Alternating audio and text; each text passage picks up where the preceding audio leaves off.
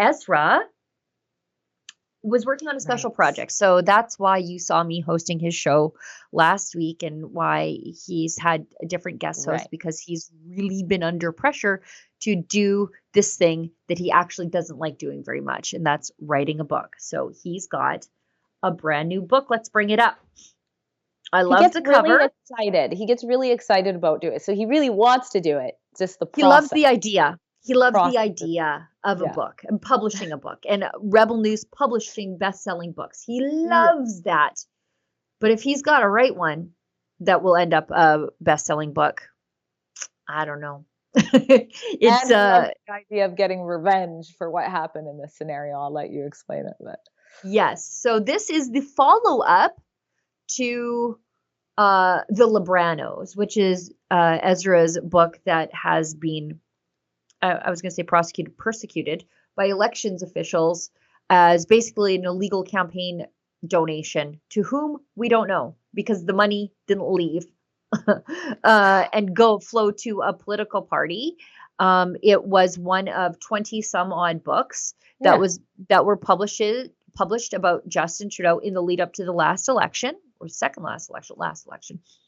But the only non-pro Trudeau book. The only non-pro Trudeau book. And so apparently the timing of that book was illegal. We're still fighting that in court.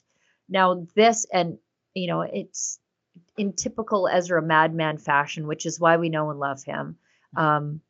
He has to pay $13,000 because the book is illegal. Again, it sounds pretty Stalinist to me. We're not doing it. We're appealing it, which will cost, of course, way more than $13,000. But what is the alternative? Allowing the government to tell authors in this country that books are illegal. And by the way, where's PEN Canada? Like, that's the authors organization, which I used to join. I don't do it anymore, but I used to join it because I have had 3 best-selling books. But I don't join it anymore because why? What are they doing with my money except holding fancy balls for themselves, like galas, where they celebrate themselves? And one of my books was also prosecuted by elections officials. I didn't know. But they dropped it. Yes, Stop Notley, because I published it in the lead up to the election that ousted her. So I was interrogated by a former cop over my book, which was surreal. And the good folks at PEN Canada are like, "Excuse me, who are you? Also, can you send us your $70 for our membership?" Yeah. And I was like, drop dead. So anyways, Ezra's got a brand new book. It's called Trudeau's Secret Plan. It's a follow-up to Libranos, what he'll do to us if he wins again.